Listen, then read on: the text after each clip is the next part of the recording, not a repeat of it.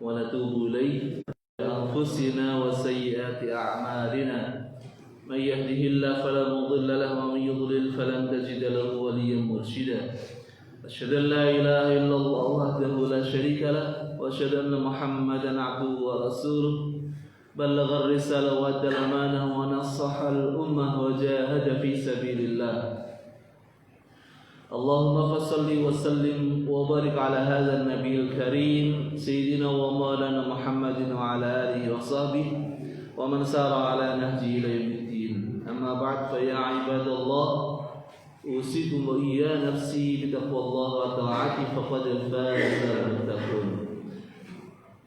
Ma'asyiral muslimin jamaah salat subuh Masjid An-Nur yang dirahmati Allah. Syukur alhamdulillah, marilah kita selalu panjatkan puja puji syukur kehadirat Allah Subhanahu wa taala. Hanya atas berkat rahmat Allah kita masih diberikan kesempatan untuk bisa menunaikan salat subuh berjamaah di masjid yang kita cintai ini. Masih diberikan kesempatan untuk bisa bangun di pagi hari ini, sementara ada orang-orang lain yang sudah tidak bisa bangun lagi. Allah masih berikan kesehatan kepada kita sehingga kita bisa hadir bersama-sama untuk menggapai pagi ini dengan sama-sama bertakbir, bertasbih dan memohon keberkahan dari Allah Subhanahu wa taala. Semoga Allah Subhanahu wa taala selalu berikan hidayah, taufik dan inayah yang kepada kita agar kita selalu bisa mensyukuri segala nikmatnya, agar kita termasuk hambanya yang selalu mendekatkan diri kepadanya. Amin ya rabbal alamin.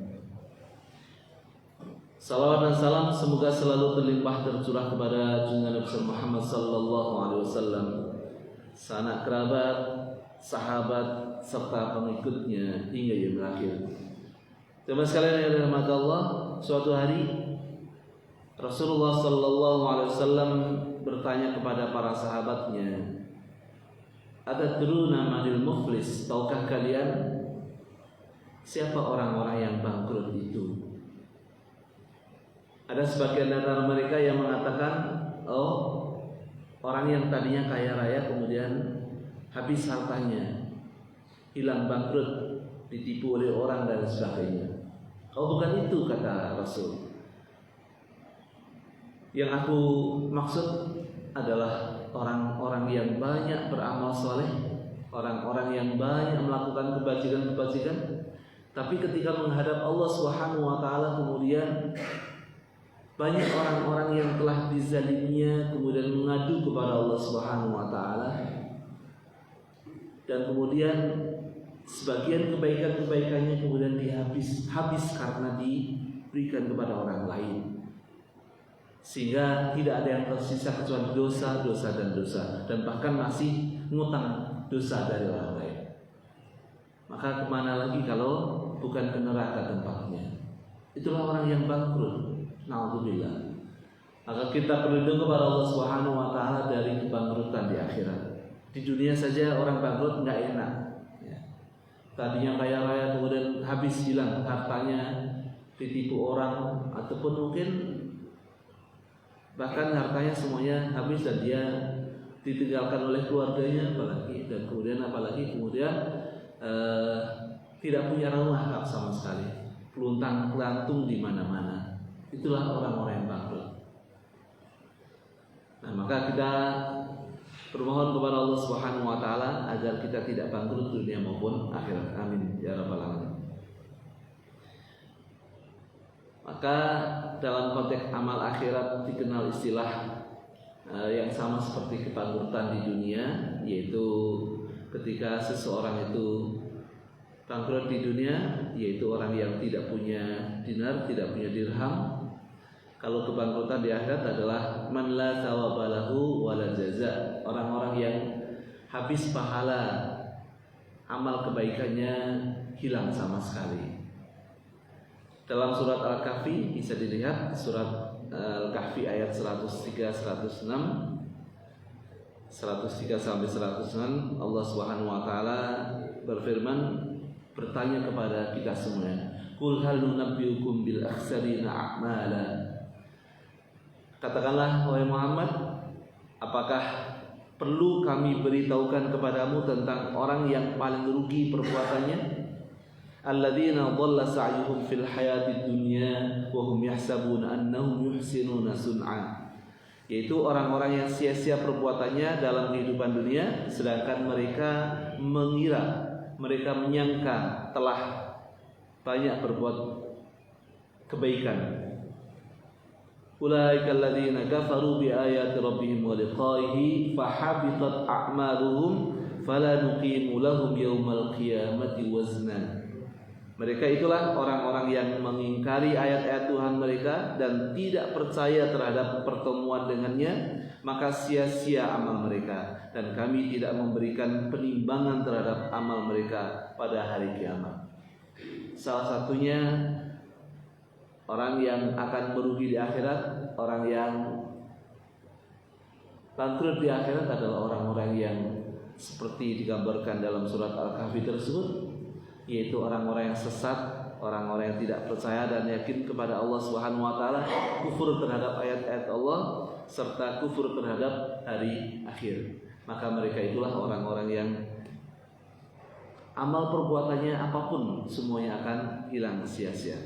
Sama sekalian dari rahmat Allah, maka sahabat Mu'adz bin Jabal ini mengurai rinci 8 perbuatan yang membuat kita bangkrut di akhirat.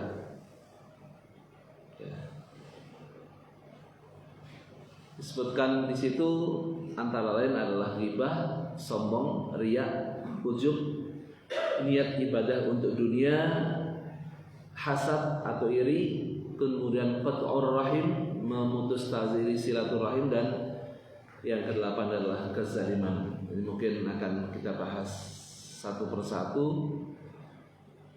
Semoga waktunya sampai ya. Baik, Bapak Ibu yang dirahmati Allah. Yang pertama adalah ghibah. Apa itu ghibah? Ghibah adalah dzikruka akhaka bima yakrah. Engkau menyebut-nyebut keburukan saudaramu sementara ia tidak suka disebut-sebutnya, apalagi di hadapan orang. Dia tidak bisa membela diri karena dia di belakang.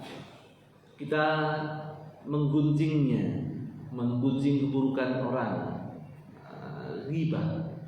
Maka orang yang melakukan ghibah ini seperti orang-orang yang memakan bangkai saudaranya sendiri. Karena sesama muslim adalah saudara. Innamal mu'minuna ikhwah. Sesama muslim itu adalah, sesama mukmin itu adalah bersaudara. Maka kalau kita menggibah saudara kita, sama saja kita memakan bangkai saudara kita. Tentu kita tidak suka atau jijik, atau nggak mungkin lah saudara kita meninggal kemudian kita cacah-cacah dan kemudian kita makan dagingnya. Tidak ada orang yang mau melakukannya, tapi itu bisa dilakukan oleh orang yang menggibah. Ya, penggibah, maka dia di akhirat akan diambil kebaikan-kebaikannya untuk membayar rasa sakit dan segala dampak dari gunjingan yang dilakukannya. Nah, kalau dia melakukan berturut-turut terus-menerus, maka banyak sekali kebaikan-kebaikan yang akan diambilnya. Atau ia menggibah banyak orang, maka akan banyak pahala-pahala yang akan diambil darinya. Kalau seandainya pahalanya sudah habis, maka dosa orang-orang yang digibahi tersebut akan diberikan kepadanya. Maka ini sangat-sangat miris. Kenapa? Kita kalau menggibah orang lain yang melakukan kejahatan misalnya, maka kita rugi. Kita tidak melakukan kejahatan, tapi kita yang akan memikul dosa orang yang berbuat kejahatan tersebut. Alhamdulillah. Ya, orang lain yang enak-enakan berbuat dosa, kita yang kemudian menggibah, maka kita yang capek. Karena apa? Kita akan merugi karena kita yang akan memikul dosanya. Alhamdulillah. Alhamdulillah. Maka orang-orang yang melakukan ghibah itu adalah orang-orang yang memang dia menggibahi apa yang dilakukan oleh orang tersebut. Kalau memang itu adalah benar telah dilakukan oleh orang tersebut, maka kita telah menggibahnya. Tapi kalau seandainya orang lain itu tidak melakukan keburukan tersebut, maka sungguh kita telah melakukan buhtan, telah menfitnahnya. Dosanya lebih besar lagi tentunya. Maka kita berlindung kepada Allah Subhanahu wa taala dan kita dibebaskan dari sifat suka menggibah orang lain. Tidak ada baiknya, tidak ada bagusnya. Dulu orang-orang di kampung gitu ya, yang saya juga dari kampung.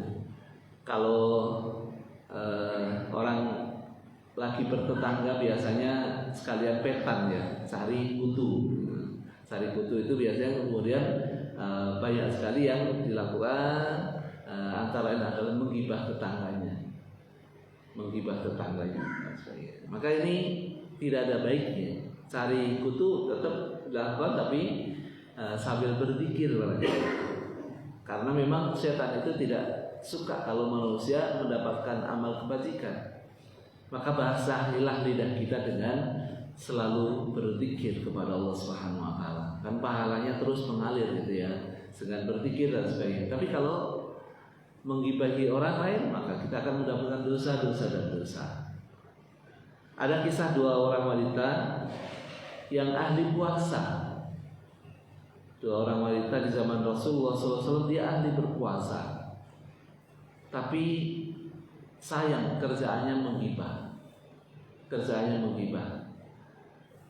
Maka ketika Rasul mendapatkan laporan dari sahabat-sahabat tentang dua orang wanita ini yang sedang sakit, kemudian Rasul panggil, suruh datang. Ketika sakit perut, mereka berdua ini kemudian diberikan wadah ember besar, silakan dimuntahkan. Yang satu memuntahkan setengah ember, yang satu lagi memuntahkan sampai penuh embernya tersebut. Yang dimuntahkan bukan makanan, ternyata adalah darah bercampur tanah. Sangat-sangat menjijikkan dan bau. Maka Rasul bersabda, demi Allah, muntah yang keluar dari orang ini kalah jauh menjijikkan jika dibandingkan apa yang mereka telan. Yang mereka telan adalah daging saudaranya sendiri.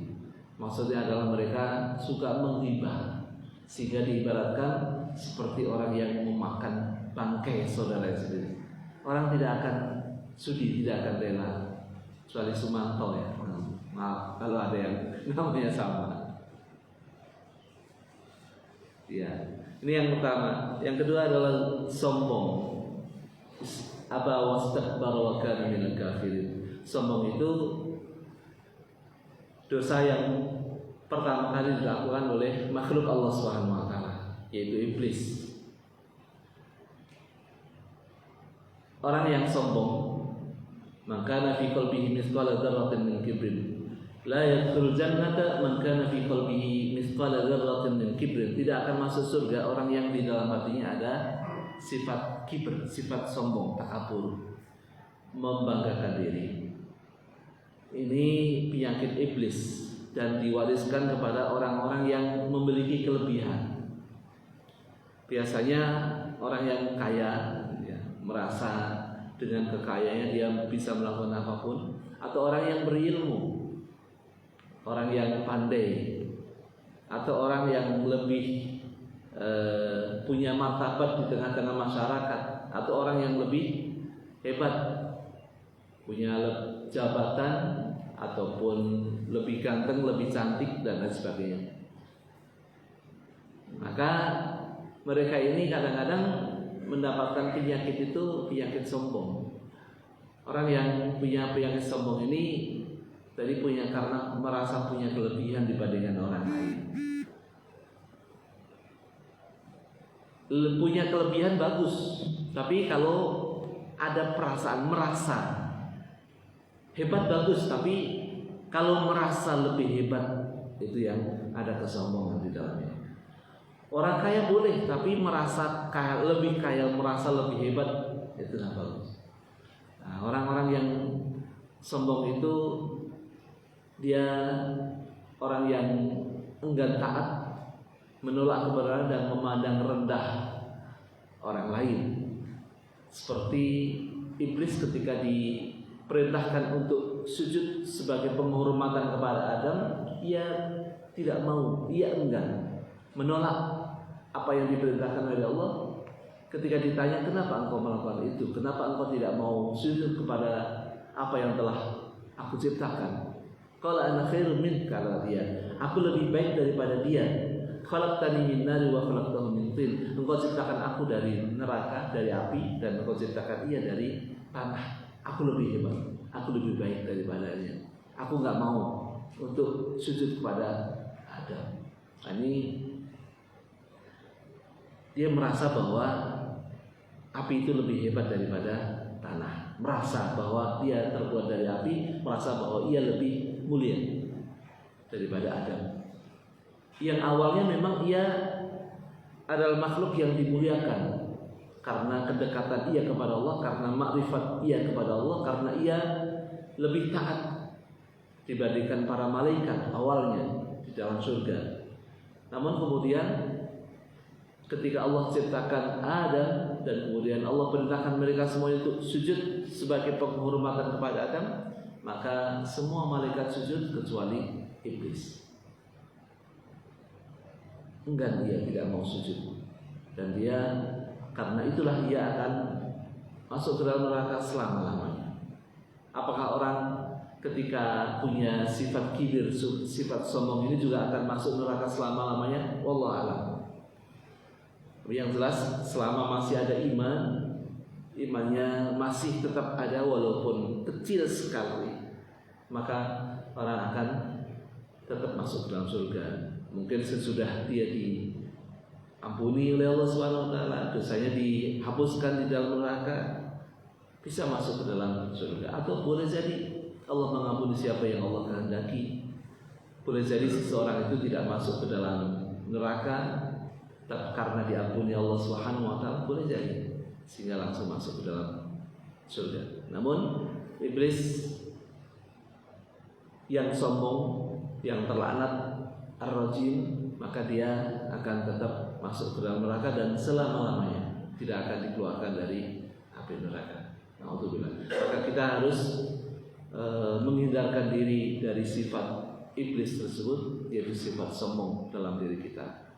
Ketika kita mendapati diri kita ada sedikit perasaan merasa lebih hebat dari orang lain, maka segera kita istighfar kepada Allah Subhanahu wa taala. Segera istighfar kepada Allah.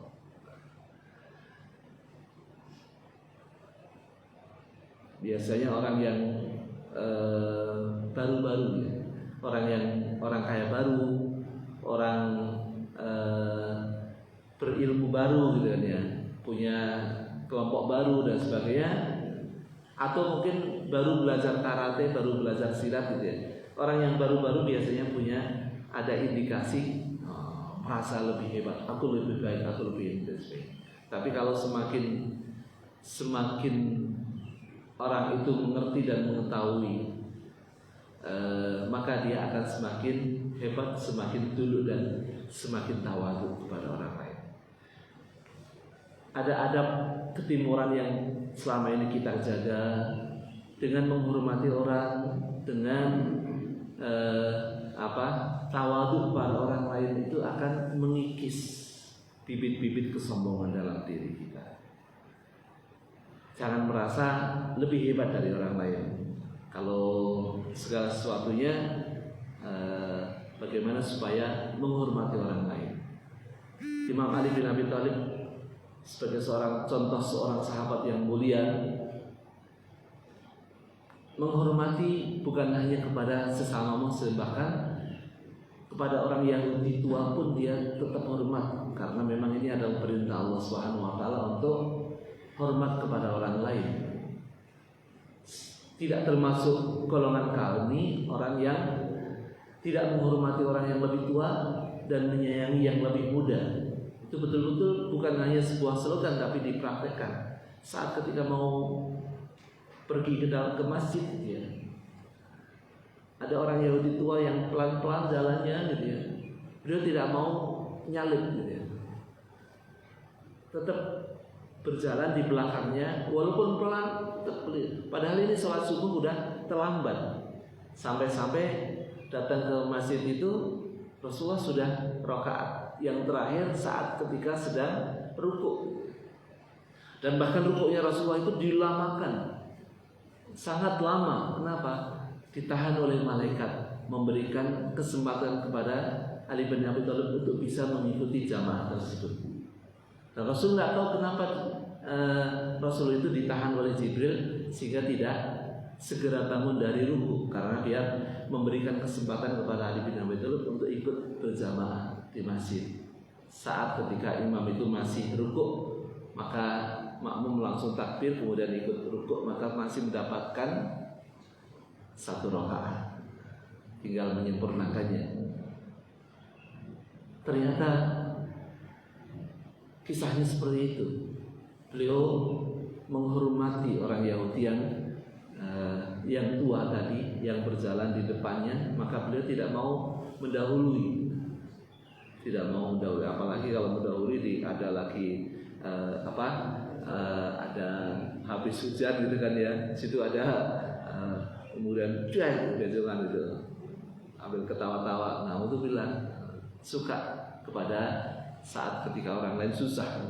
Itu ciri-ciri orang yang munafik ya.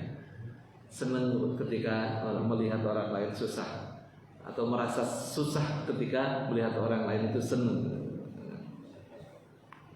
Sama seperti ketika menuju soft pertama, memang kita paling utama adalah soft yang awal gitu kan ya dalam sholat. Salah satu contohnya begini. Untuk mendapatkan soft pertama tentunya harus dengan cara yang terbaik, yaitu datang lebih duluan sehingga mendapatkan soft yang lebih awal. Tapi ini datangnya udah belakangan gitu ya, maunya soft awal itu, nyela-nyela soft gitu ya. Itu kan dilarang oleh Rasulullah. Ketika sedang khutbah, udah ada yang orang datang langsung nyibak orang-orang yang berada di soft ini, mungkin depan masih ada kosong, langsung dia nyelonong pengen datang. Dilarang oleh Rasul, jangan.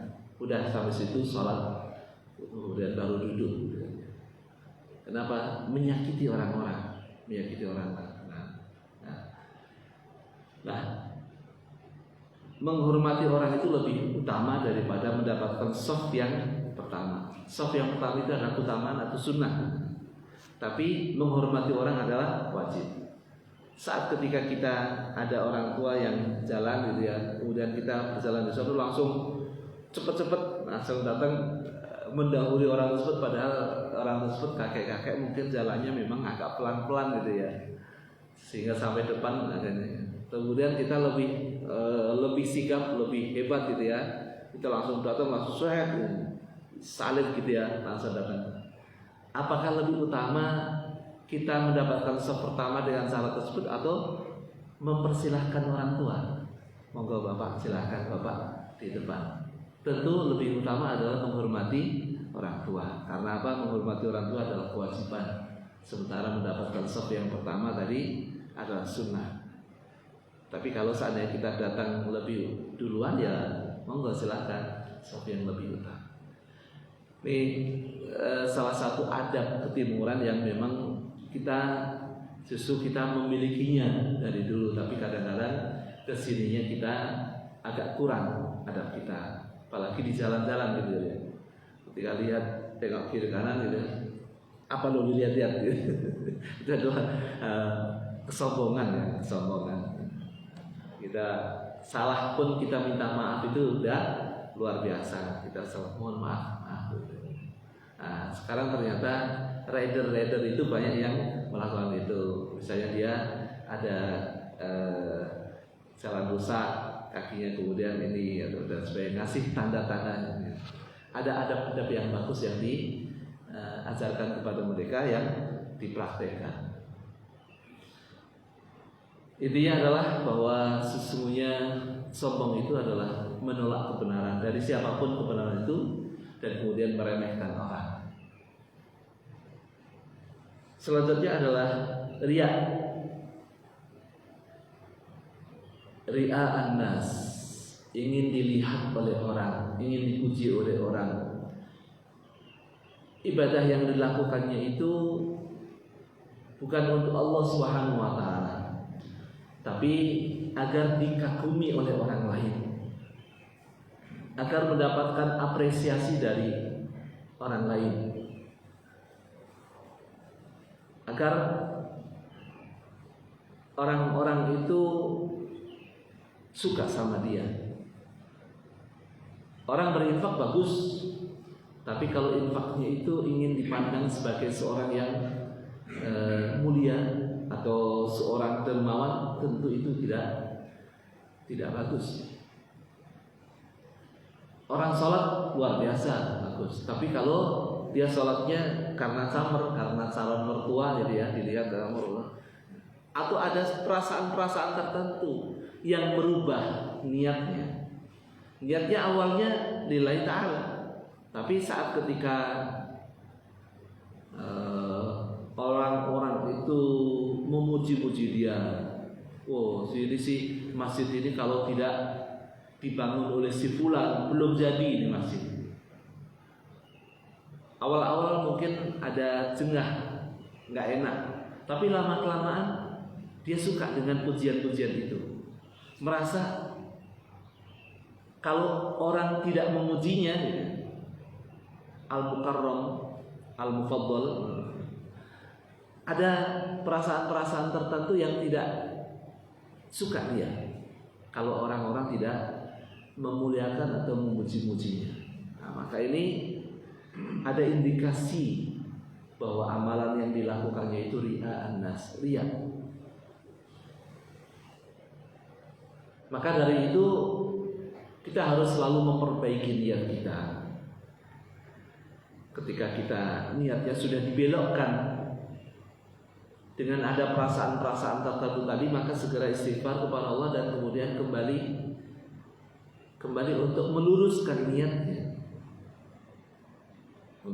Ada kisah tentang 3 orang yang pertama kali kelak dia berkiamat akan dipanggil pertama kali oleh Allah Subhanahu wa taala. Pertama adalah si qari, disebut alim. Kemudian si kaya dipanggil si dermawan, dan yang ketiga adalah si mujahid yang dipanggil pahlawan. Awalnya mereka semuanya ikhlas semata-mata karena Allah. Amal yang dilakukannya masing-masing, si alim atau si qari, dia membaca Al-Quran bagus sekali, luar biasa. Dia banyak dipuja oleh orang, banyak orang-orang yang menjadikannya sebagai referensi bahwa dia adalah seorang alim luar biasa, ulama yang terkenal, hebat, si alim. Kemudian juga si dermawan yang memang setiap waktu, setiap saat ia berinfak, hartanya besar, hartanya banyak. Ia banyak pergunakan hartanya untuk berinfak fisabilillah, bahkan banyak membangun masjid-masjid di mana-mana. Yang ketiga adalah seorang mujahid, seorang pahlawan yang setiap kali berjihad selalu menang. Dia hebat luar biasa sehingga orang-orang banyak memujinya. Kalau bukan karena Anda, maka kita pasti kalah. Sehingga ia merasakan kehebatan itu. Saat ketika kelak di yaumul kiamat dipanggil oleh Allah Subhanahu wa taala, masing-masing mereka mengatakan bahwa aku mendapatkan ilmu dan kemudian aku ajarkan ilmu ini. Aku baca Al-Qur'an dan kemudian aku bacakan di hadapan orang. Semuanya semata-mata karenamu ya Allah. Kata Allah, kadzabta, engkau bohong, engkau berdusta. Engkau lakukan itu semuanya bukan untuk mendapatkan ridhamu, tapi hanya ingin dipuji, ingin dikatakan sebagai seorang qari, seorang alim, dan engkau sudah mendapatkan itu di dunia. Masukkan ke dalam neraka. Na'udzubillah. Seorang yang dermawan juga demikian, seorang yang selalu berinfak. munfik. Dia ketika dipanggil oleh Allah Subhanahu wa taala, ia katakan bahwa semua harta yang Allah berikan kepadanya semuanya dipergunakan untuk infak fisabilillah, semuanya. Maka Allah juga katakan, kadzabta, engkau berdusta, engkau bohong. Engkau dapatkan itu semuanya, engkau lakukan itu semuanya karena ingin dipuji oleh orang, dan engkau sudah mendapatkan pujian, dimasukkannya juga ke dalam neraka. Yang ketiga pun juga demikian, seorang yang selalu berjihad fisabilillah sampai kemudian dia mati gugur di jalan Allah, tapi kemudian dimasukkan ke neraka pun juga karena niatnya salah. Maka ini semuanya haruslah menjadi mewaspadai kita, menjadikan kita waspada. Karena apa? Orang-orang yang luar biasa amalnya demikian masih tetap masuk ke dalam neraka gara-gara salah dalam niat. Baik, kemudian kita lanjutkan. Yang keempat adalah ujub, takjub terhadap diri sendiri, ajib. Ini hampir mirip dengan sombong dan takabur ya. Tapi lebih rendah dari itu, lebih rendah daripada sombong dan takabur. Rasa kagum pada diri sendiri atas kebaikan dan kesolehan amalnya. Ia gurur, tertipu, merasa, namanya juga merasa, sehingga apa-apa yang dilakukan tersebut akan hancur, hilang, sia-sia. Karena apa? Dia ada perasaan ujub terhadap diri sendiri, merasa hebat, merasa dengan kebaikan-kebaikan tersebut pasti ia akan selamat dari api neraka dan sebagainya. Tapi itu adalah gurur, ketertipuan. Merasa diri sudah cukup berkebaikan sehingga ia buta terhadap aib yang ada dalam diri sendiri, dan merasa tidak berdosa ketika dia melakukan keburukan. Karena apa? Merasa sudah hebat. Aku sih sudah banyak amal kebaikan yang aku lakukan. Begitu. Jadi ada kesombongan, sedikit kesombongan dalam dirinya, tapi tingkatnya tidak sampai kepada takabur. Maka sampai-sampai seorang ahli hikmah berkata, dosa yang melahirkan sesal itu lebih baik daripada taat yang melahirkan kebanggaan, melahirkan ujub. Seperti layaknya antara iblis dengan Adam. Iblis dengan Adam itu, Adam ia berdosa karena melanggar aturan Allah Subhanahu wa taala, tapi melahirkan sesal, melahirkan penyesalan dan kemudian bertaubat kepada Allah Subhanahu wa taala. Tentu itu lebih mulia, lebih hebat, lebih bagus daripada iblis yang selama hayatnya awalnya ia selalu taat kepada Allah, bahkan lebih hebat dibandingkan para malaikat. Tapi kemudian ia merasakan bangga terhadap diri, merasa lebih hebat dari itu semuanya, sehingga melahirkan ujub yang kemudian berakhir dengan kesombongan dan ketidaktaatan kepada Allah SWT. Aba wastakbar. Sesungguhnya kalau dalam hal ini Adam alaihissalam, kita harus membela orang tua kita Adam. Jangan kemudian menyalahkan, oh ini gara-gara Adam sehingga kita sekarang harus bersusah payah hidup di dunia, harus banyak utang. Jangan begitu. Kenapa? Memang kita hidup di dunia adalah sudah ditakdirkan oleh Allah Subhanahu wa taala. Kalaupun Adam tidak melanggar aturan Allah Subhanahu wa taala, tentu kita masih tetap saja harus tinggal di dunia ya. Tapi ini adalah pelajaran yang berharga yang Allah Subhanahu wa taala ajarkan kepada kita, kepada manusia, kepada bapak kita Adam, bahwa di dunia ada banyak larangan. Di surga larangannya cuma satu, mendekati pohon khuldi, pohon kekekalan, pohon yang tidak disebutkan namanya oleh Allah Subhanahu wa taala. Syajarah. Wala taqrabah hadhihi syajarah, jangan kau dekati oleh kalian berdua pohon ini. Tidak disebutkan nama pohonnya, tapi hanya disebutkan syajarah. Nah, dalam keseharian selanjutnya iblis yang sudah diusir oleh Allah Subhanahu wa taala kemudian bisa masuk ke dalam surganya, dan kemudian ia bisa menggoda Adam dan Hawa dengan berbagai macam rayuannya dan sebagainya, dan pada ujung-ujungnya ia bersumpah palsu atas nama Allah. Aku termasuk orang yang benar. Kalau kamu dilarang itu kan dulu sudah dihapus larangannya oleh Allah, dan aku bersumpah atas nama Allah bahwa aku termasuk orang-orang yang benar. Maka Adam ketika mendekati pohon itu yang dikatakan oleh iblis sebagai pohon khuldi, yang menamakan pohon itu khuldi adalah iblis. Syajaratul khuldi wa mulkil la yabla. Maka aku tunjukkan kepada kalian berdua sebuah pohon khuldi, pohon kekekalan. Kalau kamu makan dari pohon itu, maka kamu akan kekal di dalam surga. Bukankah itu pohon yang dilarang untuk didekati, apalagi makan buahnya?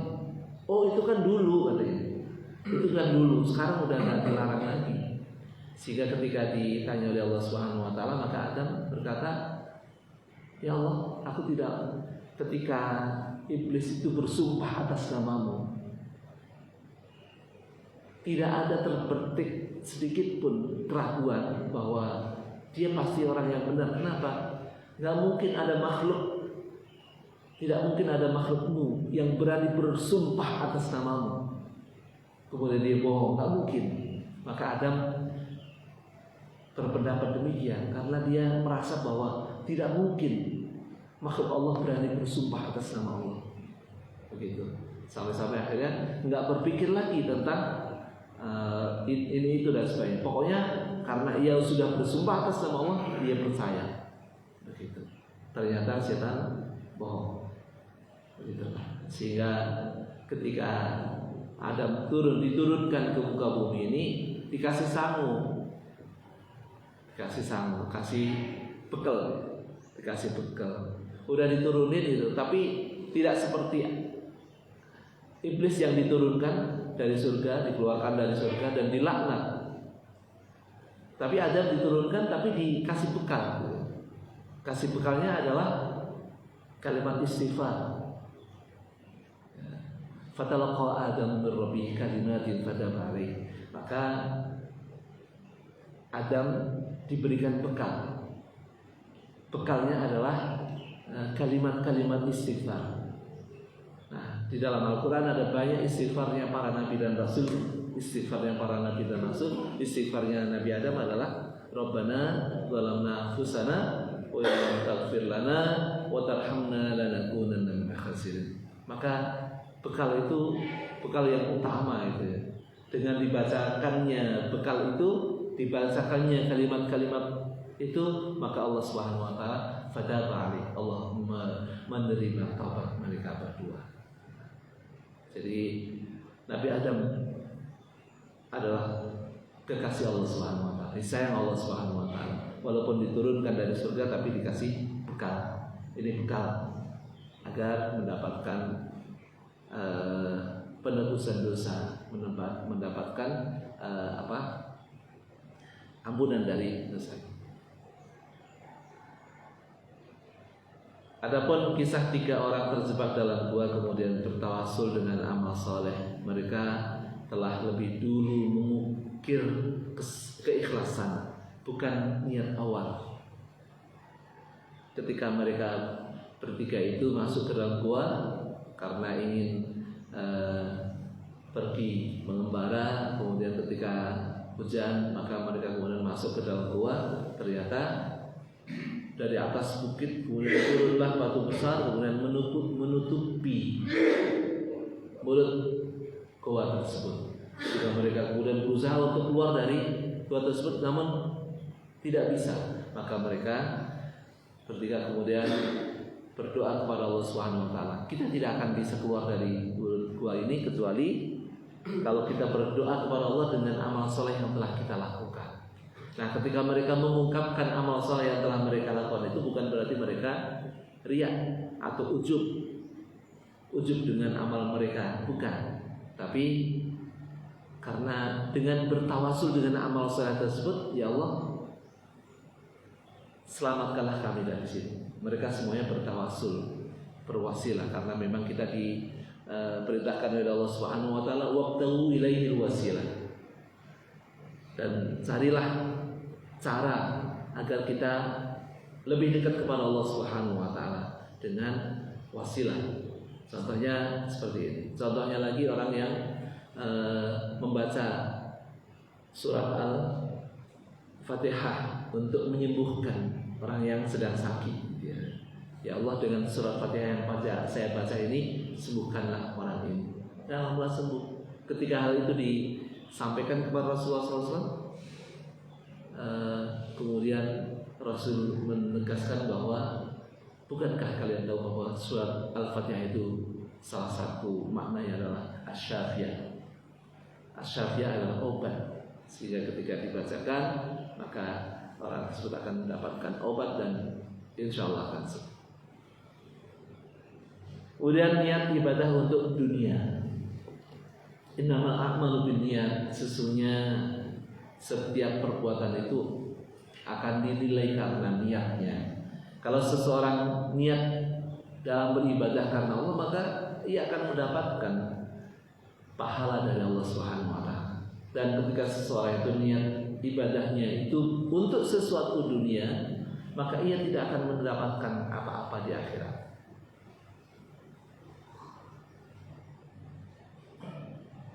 Dalam hadis yang pertama tersebut itu menjelaskan tentang apa yang dilakukan oleh seorang muhajir, seorang yang berhijrah karena ingin menikahi wanita. Wanita itu tidak mau, saya tidak mau nikah dengan Anda kecuali kalau Anda berhijrah ke Madinah.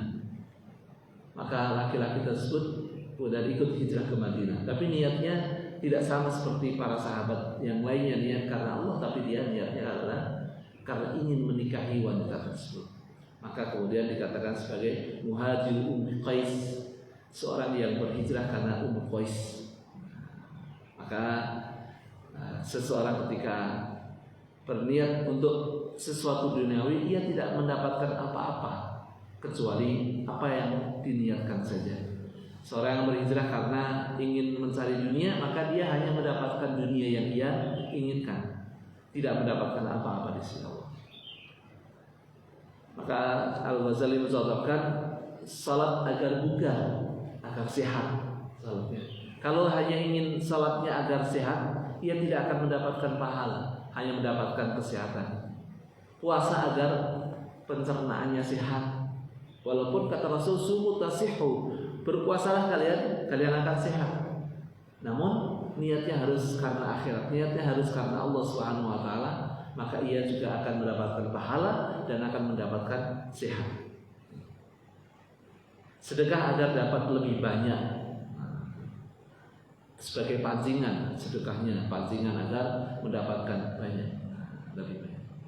Tapi niat karena semata-mata karena Allah Subhanahu wa taala, sehingga Allah Subhanahu wa taala akan berikan kebaikan. Ketika seseorang bersyukur, maka Allah akan berikan tambahan. Tapi tentunya niatnya semata-mata karena Allah. Ya Allah, ini sebagai wujud rasa syukur kepada, nanti baru akan mendapatkan dunia.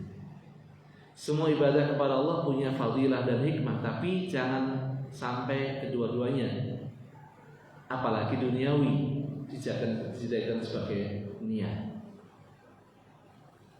Niat yang pertama dan utama harus karena Allah Subhanahu wa taala. Kemudian memohon kepada Allah Subhanahu wa taala, ya Allah, aku melakukan ini semata-mata ingin mencari ridha ya Allah. Tapi aku juga mohon agar diberikan kesehatan, agar diberikan dunia dan sebagainya.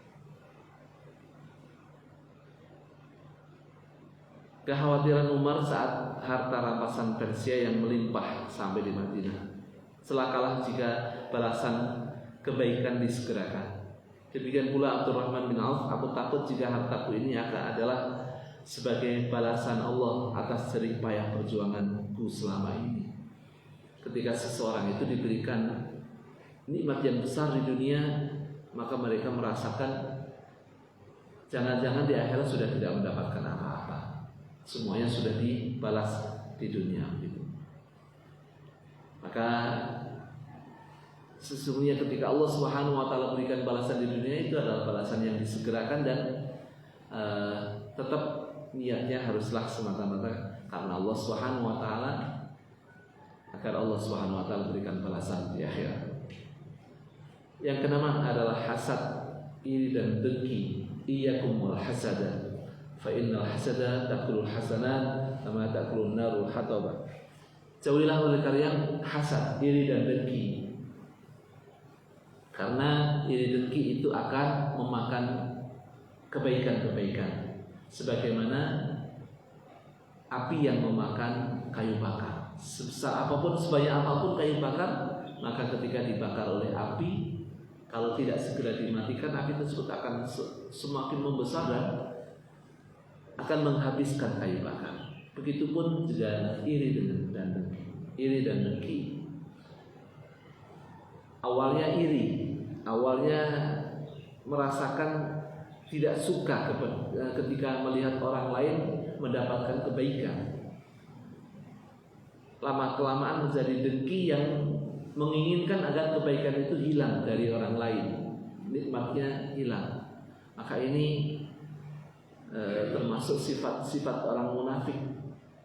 Padahal orang mukmin itu adalah orang yang senang ketika melihat orang lain itu senang dan merasakan kesedihan yang sama ketika melihat muslim lain itu bersedih. Tapi kalau melihat orang yang awalnya mungkin bercanda, ketika melihat orang lain itu senang gitu, dia merasa nggak suka. Tapi ketika melihat orang lain susah gitu, dia ketawa-tawa gitu. Ini sesuatu yang salah yang harus kita ubah. Orang dengki banyak hilang kesempatan berbuat baik, sebab ia susah melihat orang lain senang dan senang ketika melihat orang lain susah. Bahkan andai pun ia berbuat baik, pendengki selalu meniatkannya untuk membangun keunggulan atas saingannya tersebut. Jadi niatnya pun juga akan salah. Imam Ali bin Husain berkata, seorang pendengki layaknya seorang yang menenggak racun ke mulutnya dan berharap orang lain yang mati. Bagaimana mungkin dia menenggak racun sendiri tapi dia berharap orang lain itu mati? Sesuatu yang begitulah ketika seseorang lain mendengki orang lain. Qat'ur rahim, memutus silaturahim dalam kekeluargaan. Wal jannata qati'ur rahim, tidak akan masuk surga orang yang memutus tali silaturahim. Maka sebaik lebih baik, lebih utama lagi adalah orang yang memulai untuk membangun silaturahim. Siapa yang membangun silaturahim pertama kali adalah orang yang lebih duluan mengucapkan salam. Sesama muslim, sesama mukmin tidak boleh memutus silaturahim. Maksimal 3 hari tidak bertegur sapa. Maka dengan silaturahim, mendatangi saudara, mendapatkan dengan dan sebagainya, itu pasti akan mendapatkan kebaikan-kebaikan. Termasuk salah satunya kenapa bisa memanjangkan usia. Ya karena orang yang sakit hati itu kan banyak penyakit. Ketika kita merasa iri dengki sama orang lain, merasa nggak enak sama orang lain, kita mungkin ada orang-orang yang mengadu domba kita. Padahal tidak seperti itu. Ketika kita silaturahim kepada orang tersebut, kita tahu persisnya, oh ternyata begini. Maka itu tidak ada sakit hati kemudian akan hilang. Sehingga itulah yang menyebabkan kita akan dipanjangkan usia kita, juga akan diberikan rezeki yang berlimpah, diberkahi Allah. Yang terakhir adalah kezaliman. Ya, ittaqu dzulma fa inna dzulma dzulumatun yaumil qiyamah. Takutlah kalian, jauhilah oleh kalian perbuatan zalim, karena kezaliman itu akan menjadi kegelapan di hari kiamat. Seorang mukmin, seorang muslim ketika berwudu, maka wudunya akan menyebabkan ia banyak bercahaya. Tapi ketika amal ibadahnya tersebut menjadikan ia bercahaya, tapi ketika dikurangi oleh kezaliman, maka cahaya tersebut akan hilang, sirna, sehingga tidak akan mendapatkan cahaya di akhirat. Maka ketika orang-orang yang menzalimi ini di akhirat akan diambil kebaikan-kebaikannya, bisa sampai habis, sampai hilang sama sekali. Yang paling berpeluang menghadapi banyak tuntutan adalah para pemimpin kecil maupun pemimpin besar, gitu ya. Ketika ia tidak berbuat yang adil, ketika ia melakukan kezaliman, ketika banyak orang-orang yang tertindas yang tidak ia selamatkan, padahal ia mampu untuk menyelamatkannya, maka banyak sekali pertanyaan-pertanyaan ruwet, ya, akan banyak keruwetan, banyak. Digambarkan ketika ada orang kaya mau meninggal, ya, dia pengen agar ada orang yang menemaninya di alam kubur selama 40 hari.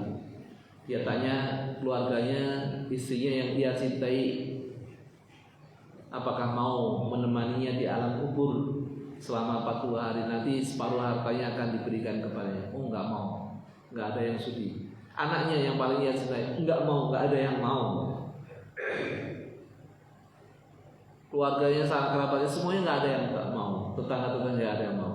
Kemudian dibuat sayembara, siapa yang mau menemaninya selama 40 hari, maka akan mendapatkan harta yang separuh hartanya. Maka kemudian ada orang yang sangat miskin, nggak punya apa-apa. Dia seorang tukang kayu, mencari kayu bakar, kemudian dijual di pasar. Hidupnya sangat miskin, sangat sederhana. Dia mau menerima tawaran itu. Selama 40 hari dia berada ikut bersama dengannya. Saat ketika malaikat udah datang, akan bertanya kepada orang yang mati tersebut, lihat, tunggu dulu, itu ada yang satu lagi. Yang satu lagi ternyata orang yang miskin tadi. Ditanya dia ini itu dan sebagainya. Saya nggak punya apa-apa, saya. Itu yang punya kamu apa? Kampak. Ya, dunia saya hanya kampak saja. Kampakmu dari mana dan sebagainya. Selama 40 hari itu ditanya terus tentang kampak itu. Itu baru satu kampak gitu. Akhirnya saat hari ke-40 ia kemudian keluar dari kubur tersebut. Orang-orang sudah bersorak-sorak kegirangan. Wih, hebat-hebat, ini separuh harta ini untuk kamu. Udah ambil semua itu. Saya punya harta cuman kampak saja, ditanya ini itu dan sebagainya. Apalagi kalau punya harta yang banyak, pasti akan jelimet, akan ruwet, banyak pertanyaannya. Wallahu a'lam. Nah, jalan keselamatan,